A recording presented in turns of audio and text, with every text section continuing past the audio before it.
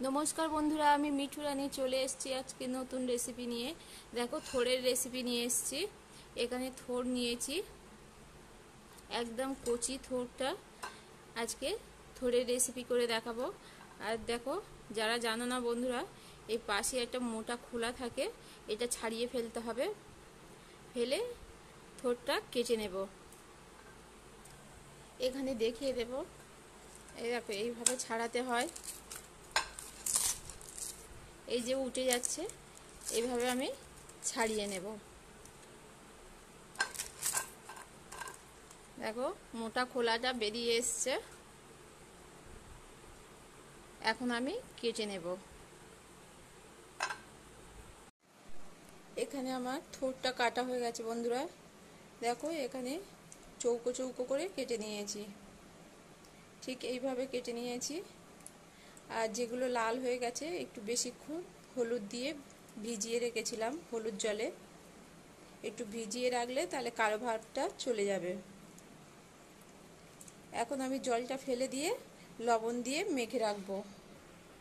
এখানে আমি জলটা ফেলে দিয়েছি, পরিমাণ মতো লবণ দিয়ে মেখে রাখবো বন্ধুরা। এটা ভালোভাবে মাখতে হবে, যত মাখবে তাহলে ততই নরম হবে আর খেতেও ভালো লাগবে। এইভাবে মেখে রাখবো, 5 মিনিট মেখে রাখতে হবে। এখানে ফোড়নের জন্য কালো জিরে নিয়েছি আর শুকনো লঙ্কা, আর ভাজার জন্যে এখানে সর্ষে নিয়েছি, পরিমাণ মতো সর্ষে বাটা লাগবে। দেখো এখানে থোড়টা কতটা কমে গেছে বন্ধুরা। আর একটু কালো কালো হয়, অসুবিধা হবে না। এগুলো থোড়গুলো এরকম রান্না করলে এরকম একটু কালো দেখতেই হয়। নুন দিয়ে মেখে রাখবে, দেখবে একটু কালো হয়ে যায়। দেখতে পাচ্ছ কতটা নরম হয়ে গেছে আর একদম কমে গেছে। দেখতে থাকো বন্ধুরা, এখন রান্নাটা শুরু করি। এখানে কড়াইয়ে তেল দিয়েছি, তেলটা গরম হয়ে গেছে। ফোড়ন দিয়ে দেব। দেখো কালো জিরে আর শুকনো লঙ্কা ফোড়ন দেব। এখানে ফোড়নটা একটু লাল হয়ে গেলে থোড়গুলো দিয়ে দেব।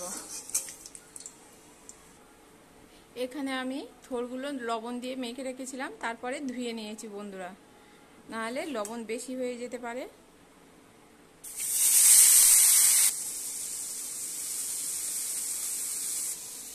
একটু চেপে জলটা বার করে কড়ার মধ্যে দিয়ে দেব।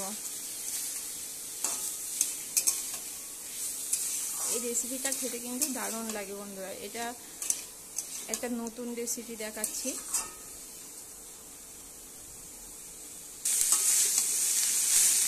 ভালোভাবে নেড়ে চেড়ে মিশিয়ে নেব।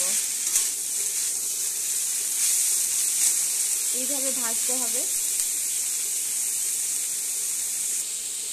একদম অল্প পরিমাণ হলুদ দিয়ে দেব।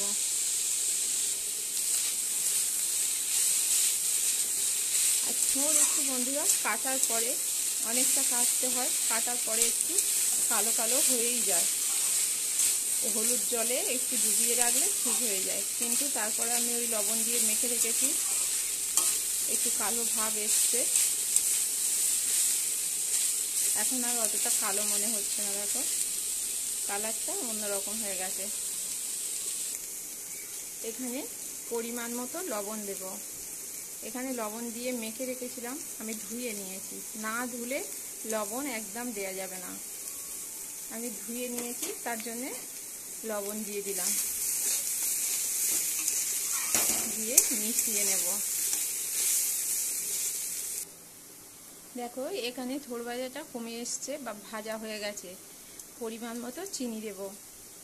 যে যেমন মিষ্টি খাও তেমনই চিনিটা ব্যবহার করবে।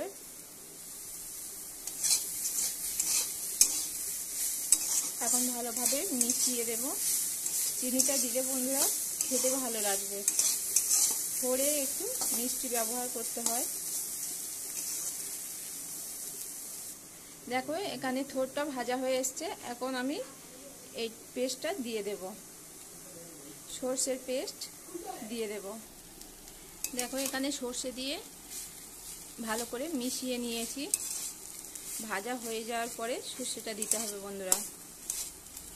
এইভাবে একবার ট্রাই করো, খুব ভালো লাগবে।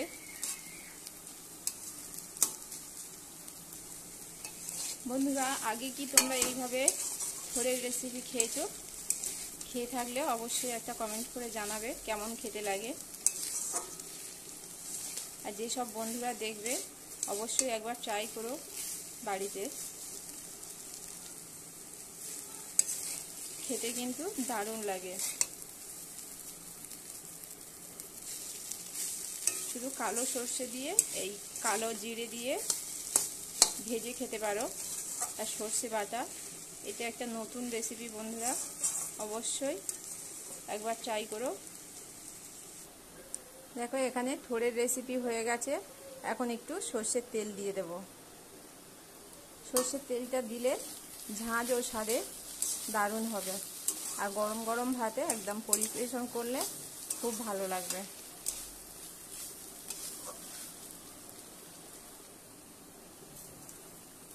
দেখো এখানে রেসিপিটা হয়ে গেছে, এখন আমি নামিয়ে নেব।